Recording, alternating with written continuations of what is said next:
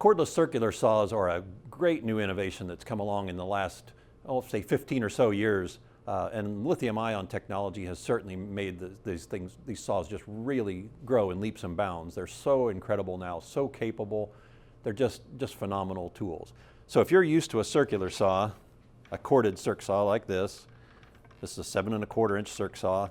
It's heavy. It weighs, it's what we've always used, but it's heavy. It weighs probably 10 pounds or so. And of course, you're limited to the cord. You have to have an extension cord. You have to be able to account for that and not cut the cord off. So the battery saws now run on, for this test, we looked at saws that run on a single 18 or 20 volt battery. So just one battery will power the saws.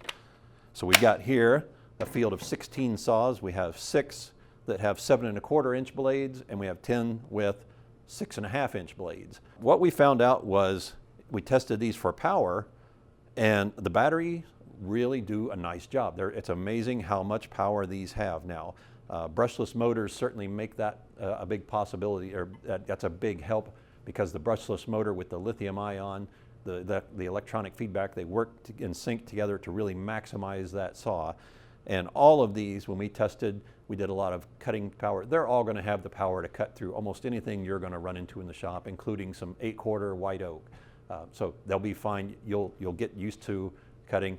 It's not going to have maybe the power. Not all of them will have the power of a corded saw, but some of these certainly do. So they've become really capable. And if you haven't made the switch yet to a cordless saw, you should definitely consider it. So power is really not an issue with these. So runtime becomes the other thing. So you're limited by the amount of runtime that the battery is going to give you. So when your battery expires, of course, obviously you switch over to another battery or recharge the one you've got.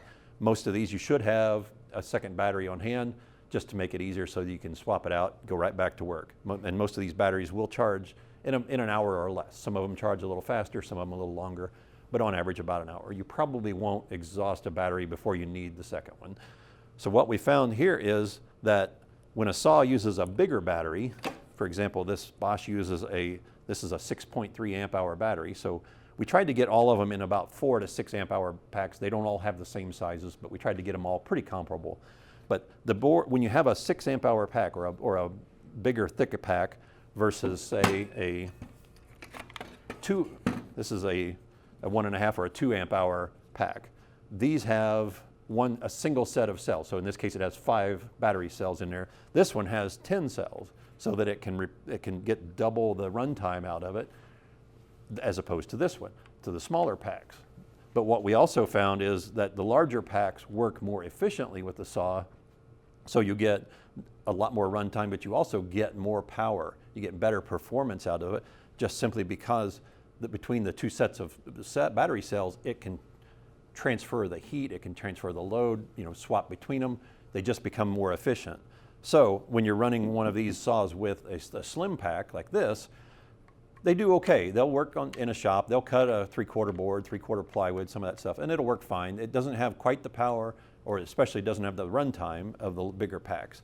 But the good news with this is if you don't like this one, if you don't want to use the thin packs, you can swap out and go to a larger pack. It's the same, as long as it's the same voltage and the same platform, you can put this saw in, and now you've made this little saw, which is a nice little saw, very compact, but it performs much better with a 5 amp hour pack versus this 2 amp hour.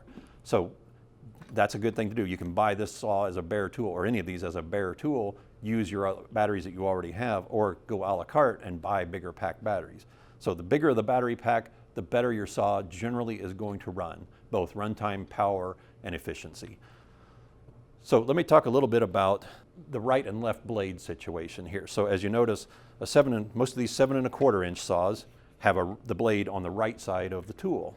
So as you're using it, you can follow along, and it depends on which way you want it, which arm you're cutting with, but most of these are on the right side.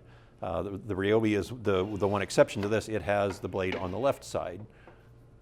With the 6 1/2 inch saws, most of these, again, have the blade on the left side. There are a few exceptions where the blade is on the right. So it really comes down to right blade, left blade. It's really a judgment call as to what you're comfortable with. All right, so with these circ saws, they work similarly to the corded ones. And when you go to set your blade depth on the saw, you need to adjust the shoe. So if you're wanting, depending on how much blade you want exposed, or how much you need to, if you're cutting a full 2x4, you might want to just leave it at max depth, or if you're cutting 1/4 inch plywood, you might want to raise that up. Most of these operate similarly, where you've got a lock and then the shoe pivots so that you can set the blade height at whatever you want to make that to match your cutting option there. So with these, then you just lock that in position and you're good to go. That'll stay where you want it, and that helps you stay on track. A couple of these have a little bit different system. This Ryobi, for example, has just a twist lock here, and then the shoe still pivots, of course, and you can see there's a scale here, so if you're looking through and you're saying, oh, I want to cut a 2x4, so you can look for 1.5 inches and lock that, and you're good to go there. So then that's a quick way of setting that depth. This Bosch has a little bit different and unique system in that the blade release is up here. It's similar, kind of like a track saw. With this, you pivot, pull this back, and then slide that one forward, and then your shoe adjusts the same way. So a little bit different. It's not a track saw, but it works similarly to that. So once you get your depth set, you're good to go. If you're going to tilt the saw to, say you're going to make a 45-degree cut, then you need to release the shoe and then tilt your blade. And the best ones, like this rigid, have a nice scale there that you can see real clearly, and it has stops at different degrees, at 15, 22.5, 30, 45, so you can get there and it just locks in. It's really nice setup, easy lock, good to use. Okay, when you're cutting with one of these saws, it's best to use these little cut line indicators that are stamped or cut out into the shoe that give you one for 0 and one for 45. 0 is 90 degrees. They call it 0 on here, but that's a 90-degree cut, which is what you'll probably use most of the time, but when you tilt, go to 45, do that. So what you do is track that notch or that marker right on your drawn pencil line or whatever your cut line is going to be, and then you can just cut right along that so that you don't have to watch the blade where it cuts. If you do that, if you're trying to watch the blade where it's cutting here, you're going to end up sometimes tending overcorrecting. You're going to fishtail a little bit. You're not going to get as straight a cut. And believe it or not, freehand, you can get a pretty straight cut just doing this without a straight edge, just keeping on those cut line markers. So trust that. And when you raise or lower the shoe, so if you are cutting something thinner, when you raise that up, that exposes a bigger window here where you can see where it's cutting, but again, you don't really need to. So just trust those cut line markers, those indicators. And I'll show you here. Let's make a cut. Now with this saw, it's a right blade, but because I want most of the shoe resting on the workpiece, I'm going to actually cut left-handed with this. I'm comfortable with using either hand with them. So let's go ahead and make this cut. I'm just tracking that cut line marker.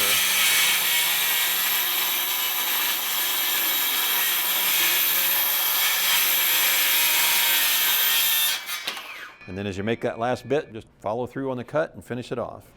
This DeWalt saw has a unique system in the cut line markers. You've got a notch cut out for the 0 or the 90 cut, and then there's your 45. But on the 0, then they both have a line that goes to the shoe that follows through. So what this does is it gives you the ability to follow at the front of the indicator and at the back if you can see that. You might have to kind of look over or around to do it, but it helps you keep that line straighter so that when you're cutting, you can just follow right along there and that line will follow and track your line really well.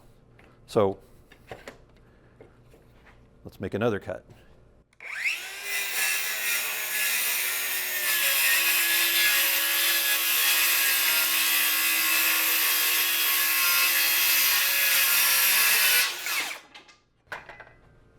When you're cutting with most of the shoe with the motor side on the workpiece, it automatically catches the blade guard and pulls it back out of the way so it doesn't get bound up or anything.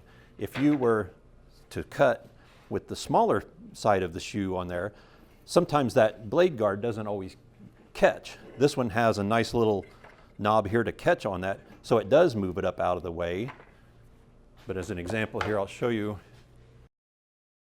So if you're using one of these, when you go to cut a little bit, that blade guard doesn't always catch and retract. If you're just shaving a cut off, you might have to pull that back. So it's just a nice little extra bonus on some of these that have that extra little bit of a knob on the underneath side, on the outside of the blade guard.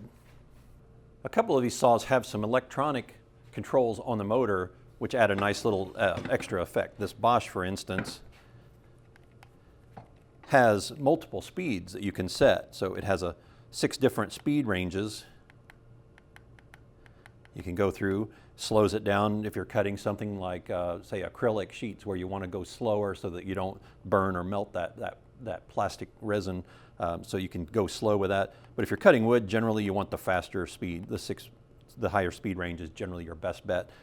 There is also an eco mode, noted here as an E. This one, what it does, it just helps the battery save a little bit more runtime. So it's conserving its energy, so it's responding to the feedback from the blade as you're cutting, and it makes it just a little bit, makes, I guess, advantageous for your runtime and gets the max out of that battery. The Metabo HPT also has electronic controls so that you can turn it on. It's got 2 speeds. It's got an LED light that you can turn on and off if you want. This, again, helps you to go slower if you're in some materials if you need to. That's a handy little feature to have if you're cutting a lot of anything that's not wood, anything metal, laminate, acrylic, anything like that. That really helps.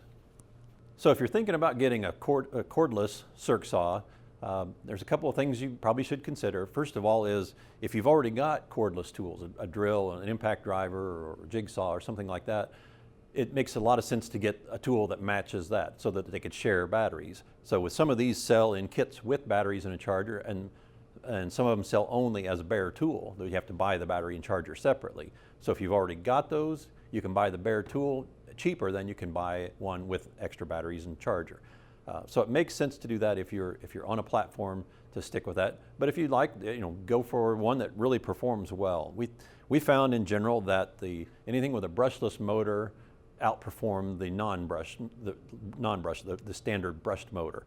And the 7 1/4 saws in general had a longer runtime than the 6 1/2 inch saws.